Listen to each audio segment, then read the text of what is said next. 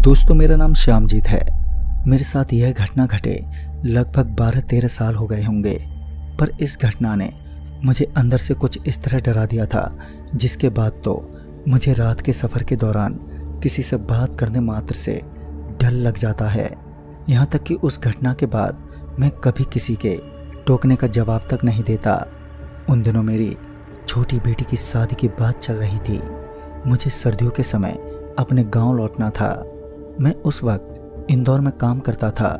इसी कुछ सिलसिले में मैं मध्य प्रदेश से अपने गांव गठरिया चौक जा रहा था। मेरा ये सफ़र सुबह ही शुरू हो गया था। अगर ट्रेन समय से चलती तो मैं कल शाम 7 बजे तक अपने स्टेशन पहुंचता। पहला दिन का सफ़र बहुत अच्छा गुजरा। रात को मैं जल्दी ही खाना खाकर सो गया। देर रात मेरी आँख खुली जब मुझे टॉयलेट जाना था। इसी वजह से मैं उठकर वॉशरूम गया। जब मैं लौटा तो मैंने देखा कि ठीक मेरी सीट के सामने वाली सीट पर एक आदमी बैठा है। वो आदमी मेरी ही उम्र का लग रहा था। वो एक सीट में बैठा था जैसे कोई मोम का पुतला हो। खैर, मुझे अब इससे क्या करना था और मैंने उस पर ज़्यादा ध्यान नहीं दिया और अपनी सीट पर जाकर आराम से लेट गया। अभी भी देर रात 1:30 बज रहे थे।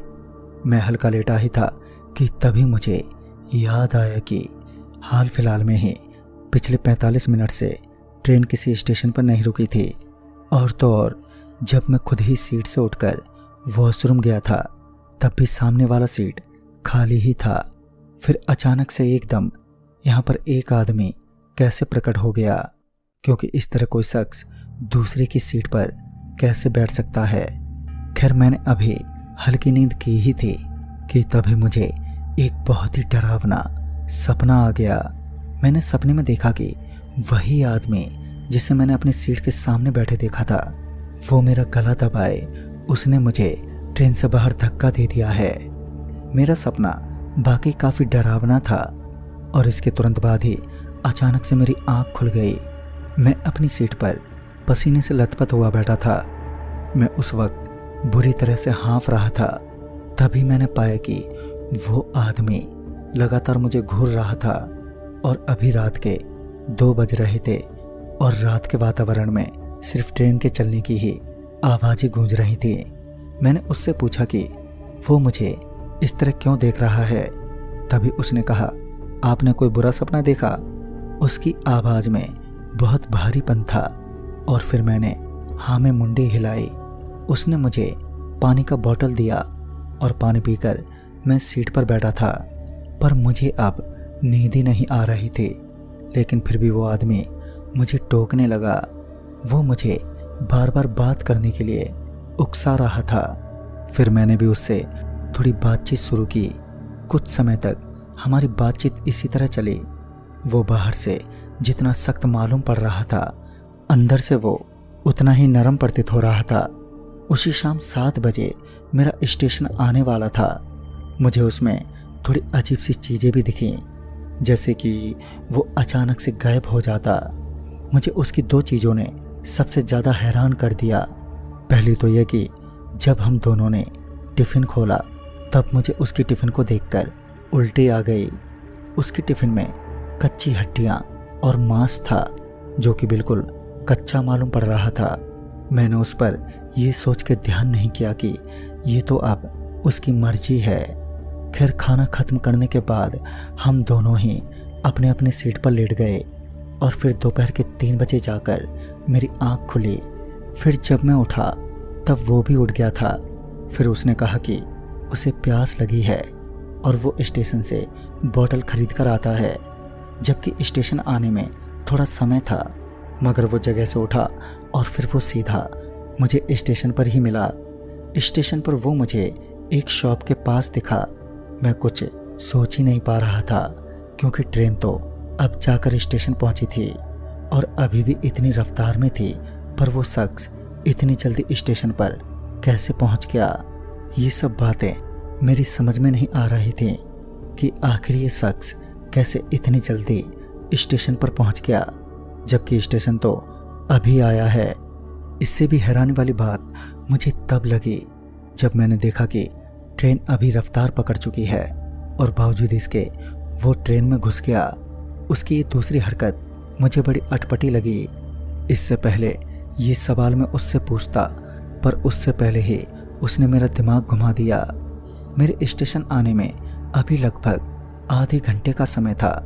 बातचीत में पता चला कि उसे भी मेरे ही स्टेशन के पास उतरना है। ये सुनकर मुझे भी अच्छा लगा। फिर हम दोनों एक साथ ही सामान लिए अपने स्टेशन पर उतर गए।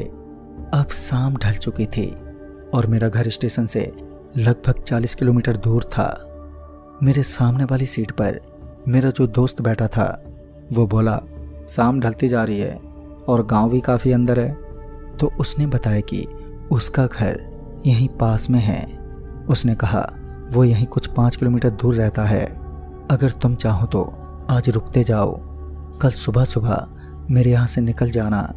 मुझे भी पता नहीं क्या हुआ, मैंने भी उसकी बातों में हामी भर दी और मैं उसके घर रुकने को तैयार हो गया। वैसे भी रात के 8 बज रहे थे और रास्ते भर घना कोहरा छाया था, पर उसका घर किसी जंगल में था। मुझे इसमें काफ़ी अजीब लगा। वो बाहर से मछली लेकर आया और शायद वही पकाकर आज की रात हम लोग खाने वाले थे। उसका घर अंदर से काफ़ी अजीब था। वो एक झोंपड़े का बना था, बस एक पीले रंग की बल्ब जल रही थी। मैं एक कोने में जाकर आराम से बैठ गया। सफ़र के दौरान थोड़ी थकान भी हो गई थी, जिस वजह से मुझे नींद भी आ रही थी। फिर उसने पता नहीं किस तरह का मुझे खाना दिया और उसके बाद मेरी आंख लग गई। फिर रात के 2 बजे जब मेरी आंख खुली तो मैंने अपने बगल में देखा कि वो आदमी अब वहाँ पर नहीं है। ये देखकर मैं थोड़ा चौंक गया। मैं वहाँ से उठकर उस टाट के मकान से बाहर आया। बाहर आकर मैंने देखा कि वही अजनबी तेज रफ्तार में किसी तरफ बढ़े जा रहा है और फिर मैं भी उसी तरफ जाने लगा और उसका पीछा करने लगा कि आखिर वो कहाँ पर जा रहा है। फिर पीछे जाते वक्त मैंने जो नज़ारा अपनी आंखों से देखा तो उसने तो मेरे रोंगटे ही खड़े कर दिए। मैंने अपनी खुली आंखों से पत्तों के पीछे छुपकर देखा कि वही शख्स जो अब तक मेरा दोस्त बना था, असल में वो मेरा दोस्त नहीं बल्कि एक शैतान था। उसके चेहरे की धंगत में डर साफ साफ दिख रहा था। मैं ये देखकर हद से ज़्यादा डर गया था। आखिर रात के 2 बजे कुछ इस तरह का माहौल और एक सुनसान जंगल में मैं अकेला ही एक इंसान था। मैं दबे पांव पीछे गया और वापस उसी टाट के मकान में सो गया। मैं अंदर से किस कदर डर गया था ये मैं शब्दों में बयां नहीं कर सकता। मैं उस वक्त सोने का नाटक करने लगा। फिर कुछ समय बाद वही शैतान मकान में घुसा, पर अब वो उसी दूसरे शख्स यानी कि एक नॉर्मल आदमी के रूप में था। पर मैं अंदर से पूरी तरह से अब डर चुका था। मैंने जब देखा कि वो शख्स अब गहरी नींद में सो चुका है तो मैं मौका देखकर वहाँ से भाग उठा और जंगल से बाहर भागने की सोच रहा था। लेकिन जैसे ही मैं दरवाजे तक पहुँचा कि मुझे पीछे से आवाज़ आई, रात की तो बस शुरुआत है, इतनी जल्दी जा रहे हो श्यामजीत। अब मेरी हालत खराब होने लगी। मैं वहाँ से पूरी रफ्तार से भागने लगा और भागते भागते मैं रोड के किनारे तक पहुँच गया था। मैंने खुद के पीछे उसे भी चलते हुए महसूस किया और मैं रोड के एक किनारे पर चुपचाप बैठा रहा। फिर मैं सीधा सुबह ही वहाँ से उठा और फिर जब मुझे एक सफ़ेद बस उस रास्ते से गुजरती दिखी तो मैं उस बस में चढ़ गया। मैंने अब थोड़ी राहत की सांस ली। वो तो भगवान का शुक्र था कि मैं समय पर ही उस शैतान को पहचानने में सक्षम हो गया, वरना कुछ ही मिनटों में मेरा वजूद मिट जाता। दोस्तों, इसीलिए कहते हैं कभी किसी अजनबी पर भरोसा नहीं करना चाहिए, वरना पता नहीं उसका दूसरा रूप एक पिशाच का हो सकता है।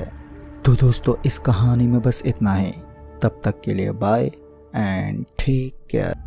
दोस्तों, मेरा नाम युवराज है और ये तब की बात है जब मैं अपने मामा जी के साथ यूपी से पटना बिहार के लिए निकला था।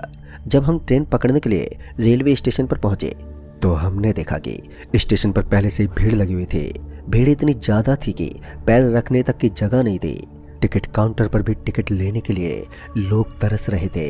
इसी बीच मैं और मामा जी ट्रेन में पहुंच गए, क्योंकि ट्रेन पहले से ही स्टेशन पर पहुंच गई थी और हमने तो रिजर्वेशन किया था, तो हमें टिकट का कोई लेना देना नहीं था।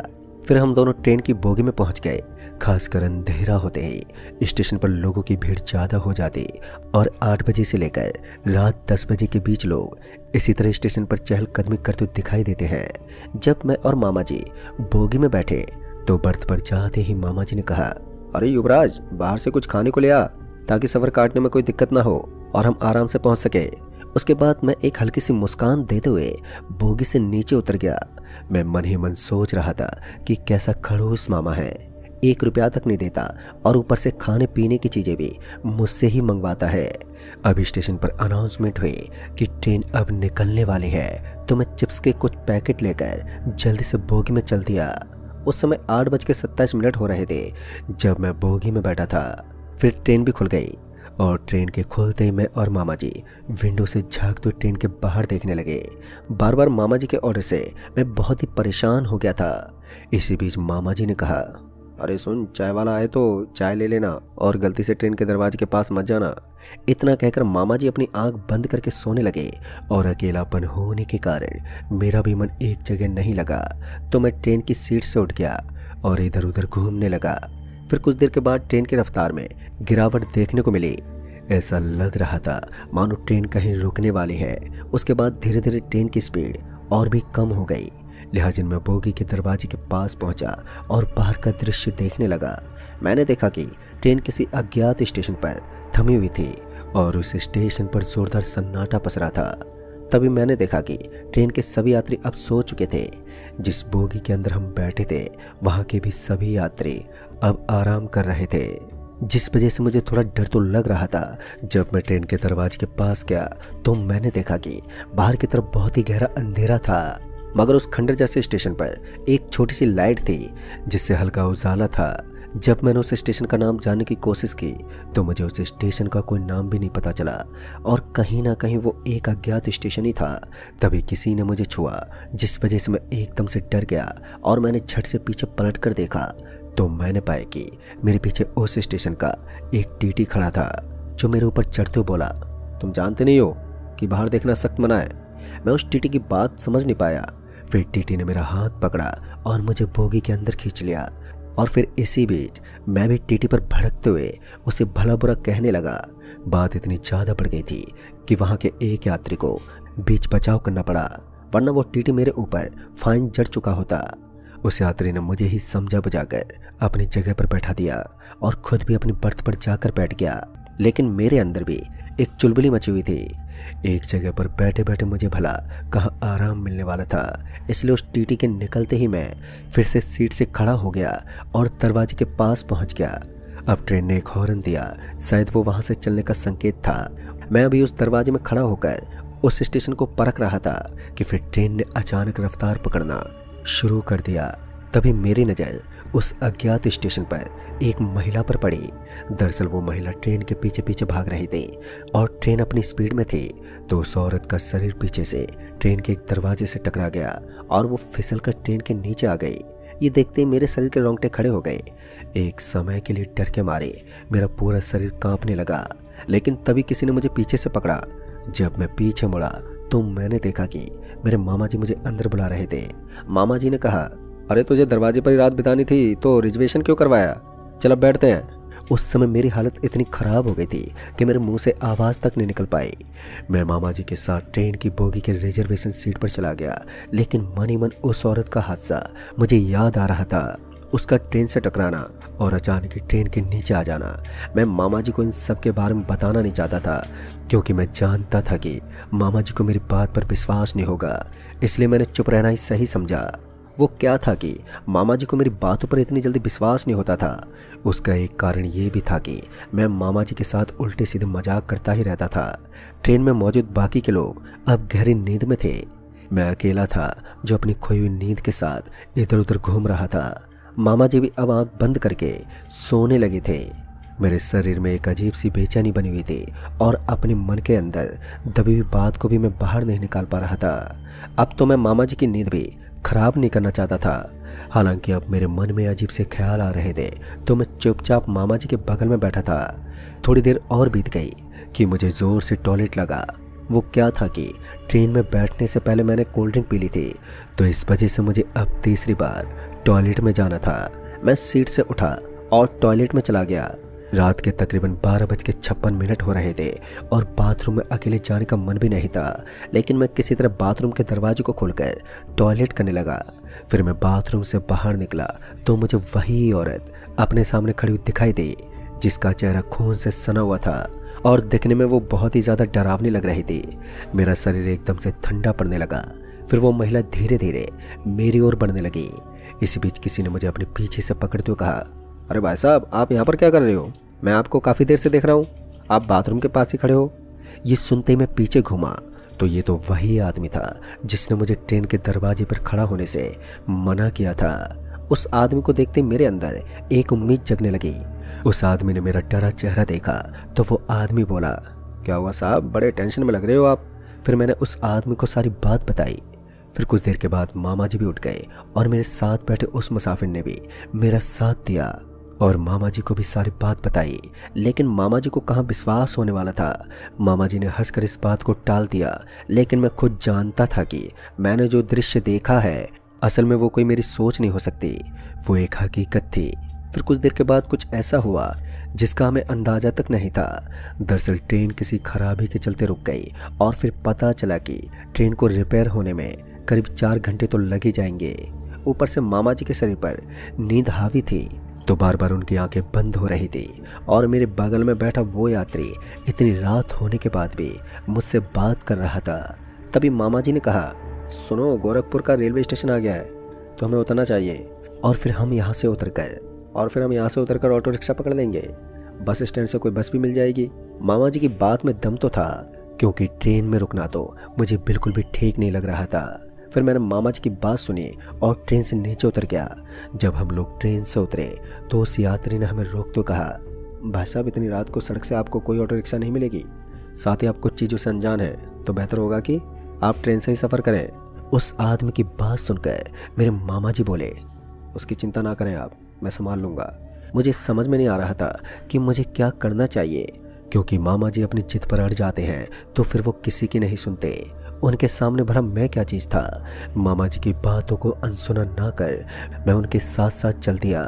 उस जगह पर एक छोटा सा स्टेशन भी था और उस स्टेशन से दूर हमें एक रोड भी नज़र आ रही थी, लेकिन उस रोड के ऊपर गाड़ियों का आना जाना काफ़ी कम था और मैं और मामा जी आगे बढ़ ही रहे थे कि मुझे ऐसा लगा कि अचानक मेरे कंधे पर किसी ने बहुत ही ज़्यादा भारी वजन रख दिया है, जिस वजह से मैं एकदम भी आगे नहीं बढ़ पा रहा हूँ।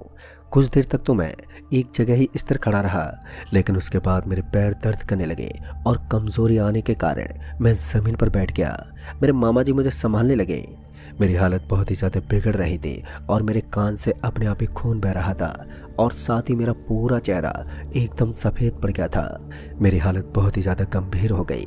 फिर मुझे अपने सामने वही महिला खड़ी नजर आई जो मेरे मामा जी के पीछे खड़ी थी। उसका वही चेहरा और डरावनी शक्ल जो मुझे ही घूर रही थी। मामा जी कुछ लोगों को आवाज़ देने लगे। फिर कुछ लोग भागते हुए मेरे पास आए और सही समय पर उन्होंने मुझे ट्रेन में बैठा दिया। ट्रेन में बैठने के बाद मेरा कुछ इलाज हुआ, मगर मेरी हालत में ज़्यादा कुछ सुधार नहीं आया। उसके बाद मामा जी ट्रेन के वहाँ से चलने का इंतज़ार करने लगे और जैसे ट्रेन अगले स्टेशन पर पहुँची तो वहाँ से मुझे हॉस्पिटल के लिए रिहा कर दिया। हॉस्पिटल में पहुंचने के बाद मुझे एक रात के लिए हॉस्पिटल में ही रुकना पड़ा, क्योंकि मेरी हालत कुछ ज़्यादा ही ख़राब हो गई थी। तो डॉक्टर ने बताया कि मेरे ऊपर कुछ ज़्यादा ही वज़न रखा गया था और वज़न की वजह से मेरा पूरा शरीर दबाव महसूस करने लगा और उसके बाद मेरा ब्लड दबाव परिसर से बाहर निकल गया। हालांकि मैंने भारी वज़न की कोई चीज़ नहीं उठाई थी। उस रात मेरे साथ क्या हुआ और आखिर क्यों उस अज्ञात स्टेशन के ऊपर मैंने किसी महिला को देखा, ये मुझे आज तक पता नहीं है और ना ही मैंने इस चीज़ को जानने की कोशिश की। दोस्तों, उस दिन के बाद सच कहूँ तो मैं ट्रेन के नाम से भी डर जाता हूँ। सफ़र करना तो मेरे लिए दूर की बात हो गई है, लेकिन अब मैं स्टेशन के आसपास भी नहीं भटकता। तो दोस्तों, इस कहानी में बस इतना ही। कहानी आपको पसंद आई हो तो वीडियो को लाइक शेयर ज़रूर कर दें और साथ ही हमें नीचे कमेंट बॉक्स में ज़रूर बताएं। तो मैं हूँ आपका दोस्त राजकुमार, जल्द ही मिलूँगा ऐसी एक और नई कहानी के साथ। तब तक के लिए बाय एंड टेक केयर। दोस्तों, शाम को जब मैं अपनी बुआ के घर से वापस अपने गांव लौट रहा था तो मुझे मेरठ के एक रेलवे स्टेशन पर उतरना था, लेकिन गलती से जब मैं ट्रेन के एक बोगी में आराम करने लग गया तब जाकर मुझे पता चला कि जहां मुझे उतरना था ट्रेन उससे कहीं ज़्यादा आगे जा चुकी है, जिस वजह से अब मुझे चिंता हो रही थी कि कहीं मैं ट्रेन में गुम ना हो जाऊं। रात के अंधेरे में स्टेशन पर लाइट की तो कोई सुविधा नहीं थी, लेकिन मुझे डर तो इस बात का था कि मैं कितनी दूर आ गया हूं और वापस कैसे जाऊंगा। उस समय मेरी उम्र तकरीबन 17 साल की थी और इतनी सी कम उम्र में किसी एक स्थान से भ्रमित होकर दूसरी जगह चले जाना सच में बड़ा ही चिंता का दौर खड़ा कर देती है। जब मैं उस स्टेशन से नीचे उतरा तो गुमनाम नाम का वो स्टेशन देखने में बड़ा ही आलीशान लग रहा था। अचानक ही चारों तरफ लाइट के साथ साथ बहुत सी ऐसी व्यवस्था थी कि जो किसी नॉर्मल स्टेशन पर नहीं होती, लेकिन स्टेशन जितना बड़ा और शानदार दिख रहा था उतना ही वीरान और खामोश भी उस स्टेशन की खामोशी को बयां कर रही थी कि इस स्टेशन पर कुछ तो अलग है। सन्नाटे की मोटी चादर ने स्टेशन को अपने अंदर ढक रखा था और तभी मैं ट्रेन के लोको पायलट के पास पहुंचा और उसे पूरी बात बताई कि मुझे मेरठ में उतरना था। तो उस लोको पायलट ने बताया कि करीब 97 किलोमीटर पीछे मेरठ का स्टेशन गया है और अब आपको वापस जाने के लिए इस स्टेशन पर रात के तकरीबन 1:30 बजे जाने वाली एक ट्रेन का इंतजार करना होगा। ट्रेन के इस स्टेशन पर पहुंचने में अभी भी काफ़ी वक्त बचा हुआ था और अब तो टेंशन के मारे मेरी हालत भी ख़राब होने लगी। घर पर फ़ोन करने के लिए मैं थोड़ा इधर उधर गया, लेकिन ताजुब तो इस बात का था कि स्टेशन पर एक भी आदमी नहीं था, जो सच में मुझे हताश कर रहा था। काफ़ी देर तक तो मैं स्टेशन पर टहलता रहा। उसके बाद मुझे एक पानी पूरी की रेहड़ी नज़र आई और उस रेहड़ी को देखते ही मेरा मन होने लगा कि क्यों ना आज मैं पानी पूरी की प्लेट चख लूँ। और फिर क्या था, मैं चुपचाप उस पानीपुरी वाली रेहड़ी के पास पहुंचा तो मैंने देखा कि एक अधेड़ उम्र का आदमी था जिसकी उम्र करीब 50 साल के लमसम लग रही थी और उसके पास पहुंचने से पहले ही उसने अपने धंधे को बढ़ा दिया था। इससे पहले कि मैं कुछ और बात कर पाता कि वो अपनी रेहड़ी लेकर वहाँ से निकल पड़ा। जाते समय उसने मुझे एक चेतावनी दी, इस स्टेशन पर ज़्यादा देर तक रुकना सही नहीं है। मात्र इन 3-4 शब्दों के अलावा उसने मुझे कुछ नहीं कहा और वो वहाँ से निकल गया। स्टेशन पर उसके जाते ही इतना ज़ोरदार सन्नाटा पसर गया कि मेरे कदमों की आवाज़ उस स्टेशन पर गूंज रही थी। मुझे उस स्टेशन से थोड़ा सा आगे एक और ढाबा जैसा कुछ दिखाई दिया। शायद वो कोई बड़ी सी दुकान थी जिस पर पेप्सी के अलावा कुछ और भी चीज़ें रखी हुई थी और उस दुकान को देखते ही मेरे दिल में उम्मीद का एक पहाड़ जग गया। लिहाजा मैंने अपने दिमाग को ज़्यादा सोच में नहीं डाला और अपने कदम पटकते हुए उस दुकान की तरफ चल पड़ा। फिर थोड़ी दूर आगे जाने के बाद मुझे अपने बगल में केले के बहुत सारे छिलके नज़र आने लगे और गलती से मेरा पाँव उनके ऊपर गिर पड़ा तो मैं धड़ाम से वहीं नीचे गिर गया।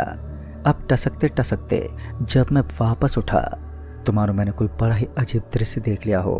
वो दुकान जो मुझे सामने की ओर नज़र आ रही थी अब वो वहाँ से छूमंतर हो गई थी। दुकान का इस तरह गायब हो जाना मुझे बिल्कुल भी बर्दाश्त नहीं हुआ और अब तो मुझे पक्का विश्वास होने लगा कि स्टेशन में कुछ तो खोट है, वरना स्टेशन पर लोगों का ना होना ऐसा तो हो ही नहीं सकता। अभी भी मैं इसी बारे में ही सोच रहा था कि मेरे पीछे से आवाज़ आई, अरे बच्चे तुम यहाँ पर क्या कर रहे हो? तुम्हें पता नहीं है कि ये स्टेशन तुम्हारे लिए बिल्कुल भी सही नहीं है।